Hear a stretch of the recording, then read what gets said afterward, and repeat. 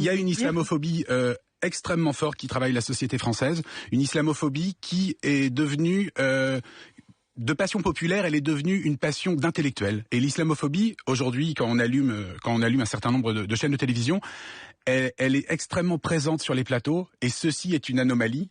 Et il me semble que la société française était malade de cette islamophobie et que des personnes l'avaient volontairement attisée. Mais elle est portée par ces gens-là ? C'est-à-dire que les gens qui dénoncent la montée des communautarismes, les gens qui dénoncent les dérives de l'islam, les gens qui dénoncent l'islamisme et non pas l'islam, portent une islamophobie ? Alors c'est là où on est sur le fil, c'est qu'il faut évidemment dénoncer l'islamisme, mais il y a une façon de le faire qui me semble pas bien faite ou pas faite de cette façon. Il ne s'agit pas de dire que par exemple l'islam est incompatible avec la République, parce que on finit toujours par dire ce genre de choses et on finit toujours par stigmatiser une communauté, et il me semble qu'on est allé trop loin dans ce sens-là.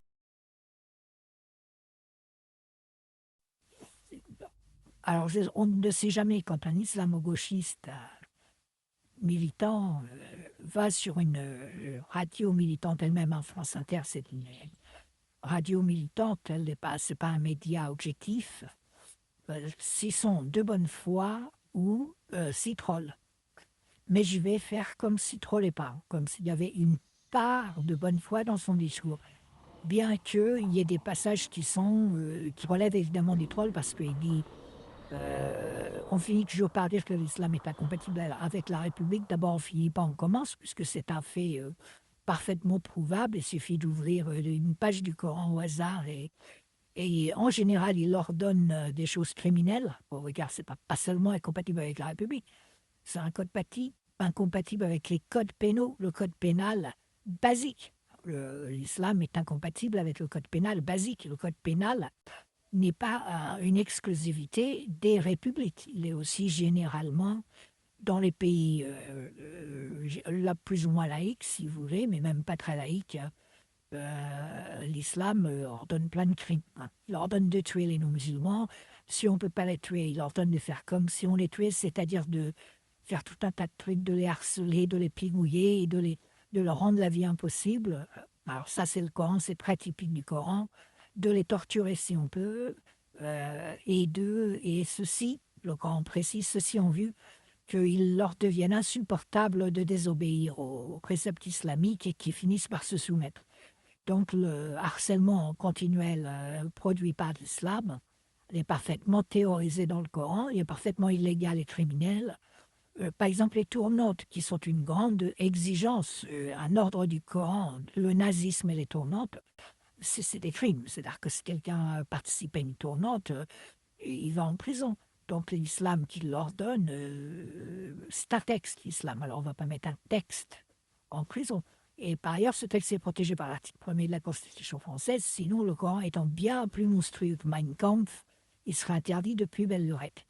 Donc, ce mec, déjà, quand il dit ça finit toujours par dire que l'islam est incompatible avec la République, ça, c'est une phrase, je dirais, d'ailleurs, ça se voit un peu à sa mimique au moment où il dit, c'est une phrase que je qualifierais de troll. C'est-à-dire qu'il ne croit pas lui-même à ce qu'il raconte.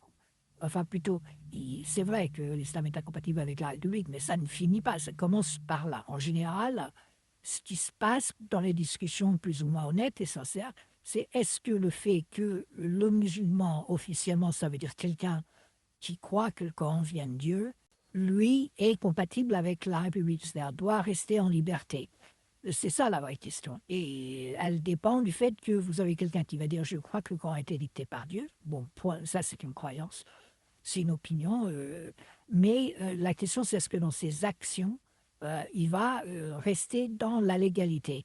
Alors en superficie, c'est géré par les juges et par la police, mais de manière extrêmement superficielle et partielle. Dans le fond, la réponse est non, on le voit tous les jours, pour des raisons profondes, pour des raisons qui ne sont pas seulement reliées aux actions, mais qui sont reliées aux actions au conditionnel. C'est-à-dire que on est obligé d'obéir aux islameux, ce qui fait que quand on leur obéit, on n'est pas poignardé ou on ne se fait pas casser la gueule, ou ceci ou cela, et de ce fait, on ne peut pas porter plainte après. Je veux dire, si vous avez une racaille, un lacostéenne qui vous dit passe-moi 20 euros, je simplifie, mais c'est ce qui se passe au quotidien pour les gens.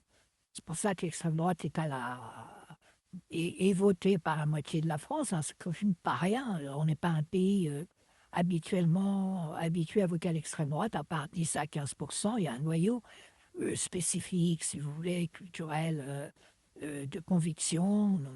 Mais sinon, les autres, c'est parce que leurs filles sont passées en tournante, ils sont obligés d'obéir aux islamiques. Je ne dis pas islamistes, hein, je dis islamiques, c'est-à-dire aux ordres provenant du groupe islamique, ce groupe étant assez informel, se réduisant bas aux frères musulmans, mais ce groupe étant intimidant pour conditionnel. Donc il va dire passe-moi 20 euros, vous lui donnez 20 euros, qu'est-ce que vous allez. Si vous allez dans un commissariat en disant oh, j'ai emporté plainte, on m'a racketté 20 euros. Et l'agent, il va vous dire oui, mais est-ce que vous avez dit non?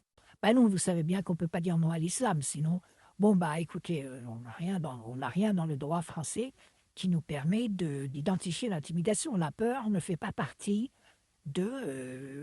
si on vous fait peur, qu'on vous terrorise et que vous obéissez, on ne peut rien faire. Et donc, on a ce phénomène. Donc, à partir de ce moment-là, le musulman en moyenne masculin, parce que les femmes, c'est différent, hein, le musulman en moyenne masculin va avoir une tendance, je dirais, à 30-40%, à être dans l'illégalité permanente.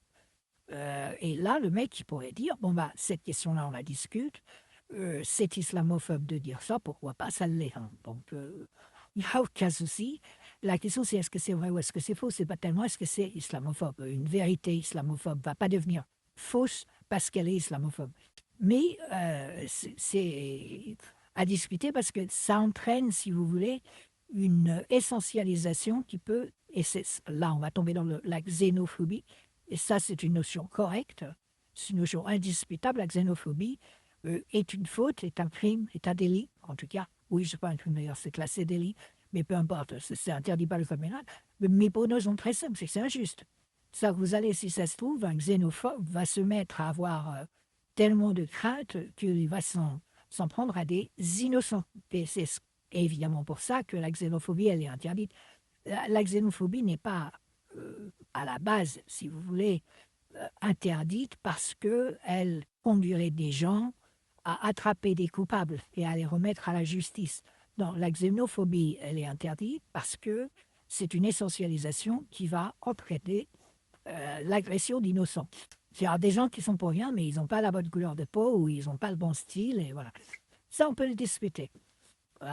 Maintenant, l'islamisme, c'est l'islam. Pourquoi? Parce que tout simplement, l'islamisme, ça veut dire le texte de l'islam, c'est-à-dire le Coran, et tous les additifs, on appelle ça des hadiths, hein, et tous les dogmes autour du Coran, qui de toute façon va aussi loin et voire plus loin que le Coran, et qui est appliqué aujourd'hui par les mafias pédocriminelles qui sont des agences de l'islam, hein, les Afghans, enfin les talibans, Daesh et compagnie. Il n'y a que eux qui appliquent l'islam. C'est-à-dire ce sont les seuls qui sont irréprochables islamiquement parlant. Tous les autres, ils sont plus ou moins des apostats d'islam. Ils sont plus ou moins...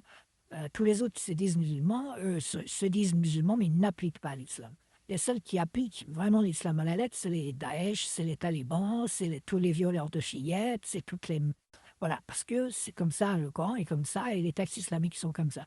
Et ça s'appelle l'islam. Ça ne s'appelle pas l'islamisme. Ce sont les textes. Donc, il ne faut pas faire d'erreur. L'islamiste, avec un T, c'est le musulman radical. Et il y a une différence avec le musulman pas radical.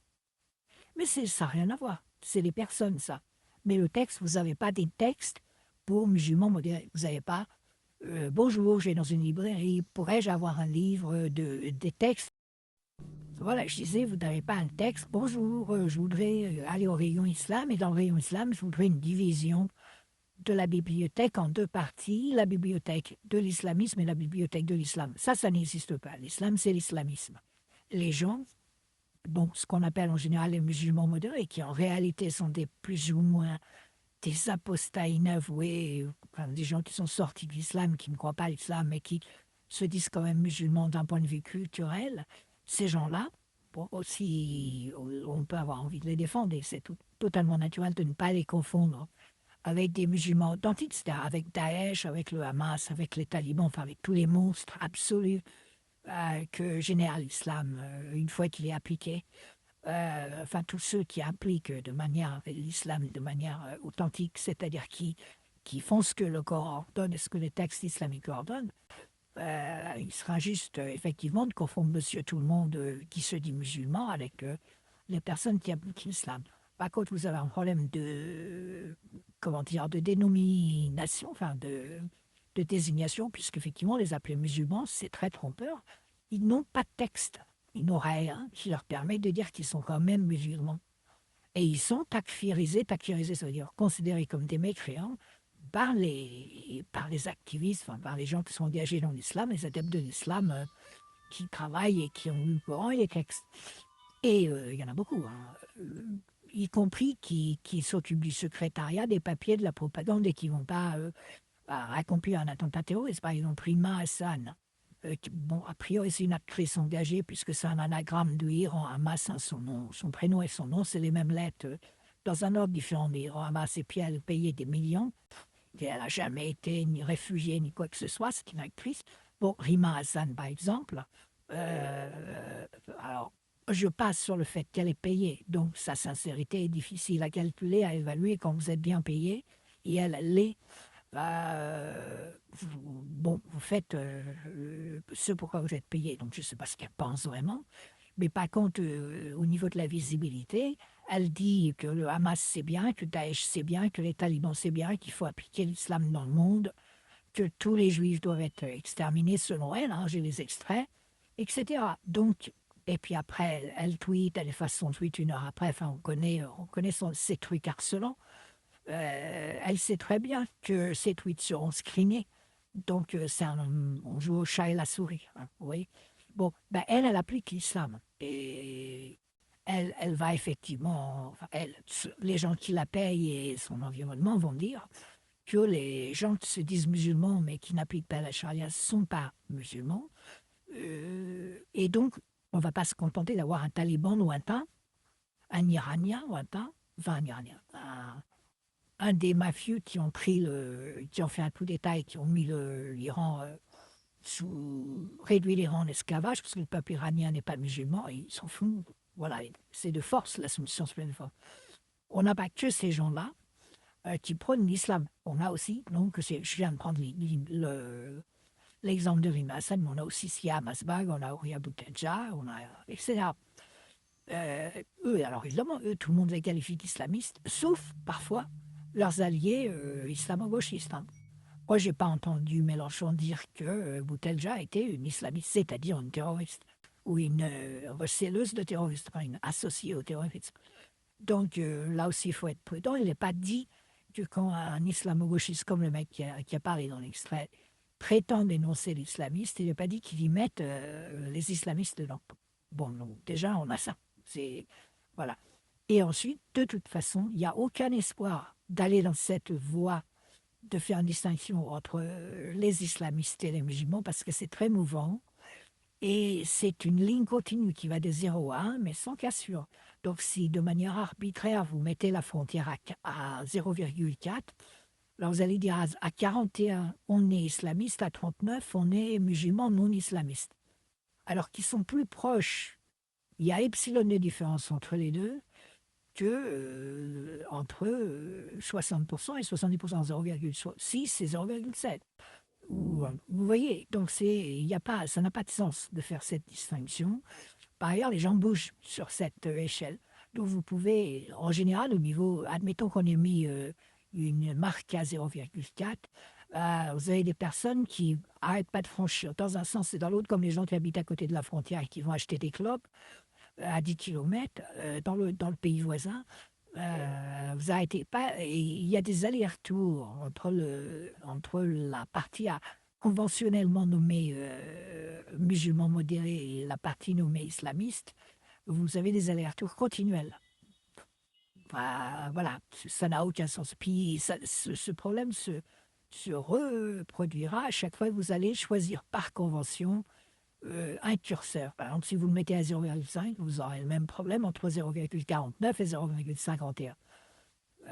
Ensuite, nous avons un mouvement global, puisque les textes de l'islam se répandent maintenant, et donc les anciens musulmans qui ne connaissaient pas du tout l'islam, mais qui disaient je suis musulman, parce que voilà, ils avaient pris l'habitude de le dire, aujourd'hui, ils sont obligés de faire des choix. C'est-à-dire qu'ils se retrouvent confrontés au fait que le Coran ordonne d'être nazi, que le Coran ordonne de tuer les non-musulmans, où qu'ils soient, et tous ces ordres qui sont au fait que le Coran autorise la pédocriminalité, ordonne, c'est pas seulement l'autorise, ordonne la torture, verset 857, la torture est très importante, c'est pour ça que le Coran l'ordonne.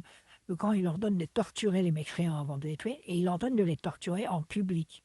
Pourquoi le Coran dit ça? Il le dit lui-même, afin que ceux qui regardent soient effarouchés et se convertissent, c'est-à-dire se soumettent à l'islam. Voilà, une fois, si vous dites musulman depuis tout petit, que vous avez été un peu contaminé par l'islam, donc vous avez un peu atrophié vos récepteurs du féminin, vos récepteurs de la vie. Mais sans, vous voyez, vous êtes resté musulman modéré, vous fumez du shit, vous buvez de l'alcool, etc. Mais que vous êtes confronté à ces textes, à un moment donné, vous allez faire un choix. Et le choix n'est pas libre.